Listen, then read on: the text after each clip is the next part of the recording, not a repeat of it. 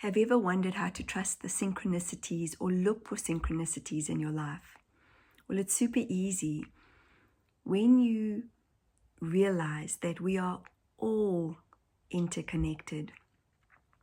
When you have the understanding or the knowing or the feeling that as simple as a breath, the synchronicities happen in the most subtle of ways, yet sometimes in ways that are inconceivable. Let me give you an example. I never, ever, ever, ever imagined myself to be a spiritual medium or a channel. The reason why is because I grew up in a Methodist church, and when I was in high school, I was very connected to the Pentecostal churches, and I love to sing and dance, and I love to talk in tongues. For me, talking in tongues is as simple as light language, but I love the vibration, I love the energy of being in a Pentecostal church.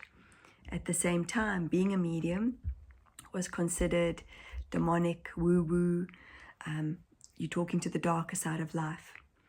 One of the synchronicities that comes to mind and that fills my heart is I lost my best friend at the age of 16 and a half, and she died in hospice in Johannesburg. She'd had a kidney transplant, and it was not meant to, how do I say this? It wasn't her time to continue in this lifetime.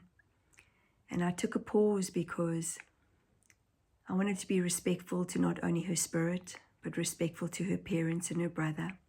It was a very hard time for me in my life to understand how this was going to be a synchronicity that was going to play itself out in my own life, and how death is something that I needed to learn and needed to accept, that it's only part of leaving the physical form. So I was 16 and a half, sitting in hospice and watching her parents come from a counseling session, and it was unfathomable to me how her counselor wasn't crying. And I remember in my head looking at her and saying, wow, how is she surrounded by death and she's not devastated? Fast forward to being 33 and a half years old, going through a divorce, and I was then guided to go and see a clairvoyant. A friend had suggested it, and this gentleman had said to me, you just don't know how to love yourself well. I wanted to slap him. I can remember in my head thinking, I want to throat punch you right now because I want you to help me with my anger. Now, the synchronicity of this was he, at the time, had a mother who worked for hospice, which was closer to the home I was living in. And he suggested to me to go on this weekend retreat. And I thought, okay, I don't know how this is going to work. I have a little baby girl, but it all aligned. And I went away on this weekend, and it was something that changed my life in many different ways. And within, it was just over 3 months of doing a course, a counseling skills course, I then became a part-time hospice caregiver.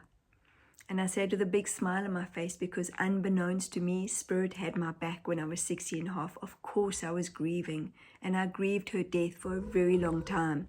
I don't even know how I got through finishing high school, to be honest.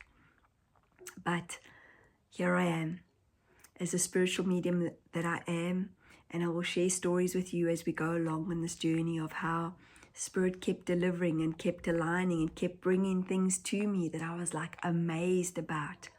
We all have this gift. I know this because coming through my divorce, being angry, hating on myself, yet hating on people, judging people, I have managed to find a huge amount of forgiveness, which brings a huge amount of compassion.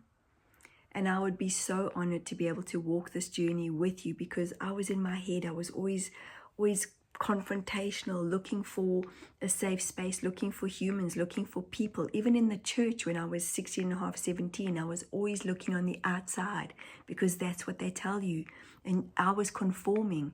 We conform like it's outside of us, yet it's very much inside of us. So these are the amazing ways that I can walk this journey with you, guide you, teach you how to find your own guides, how to tap into your own innate wisdom. I'd been absolutely honored to walk this journey with you. That's why I talk about being the bridge, because I'm Michelle and you are whoever you are that is watching this right now. And if you're receiving little moments of goosebumps or perhaps tears are flowing down your face, that is a sign that you're in you and your heart is opening up and you're becoming more expansive. So once again, this is about us walking the journey together. If you are feeling the calling, if you are feeling the resonance, if you are wondering if this is a synchronous moment, book a session with me today, www.michcarpenter.com, and I look so forward to aligning with you to bring you in to your own intuition and your own knowing. Have a beautiful day, and wherever you are in the world, remember, love is why we are here. Take care. Bye.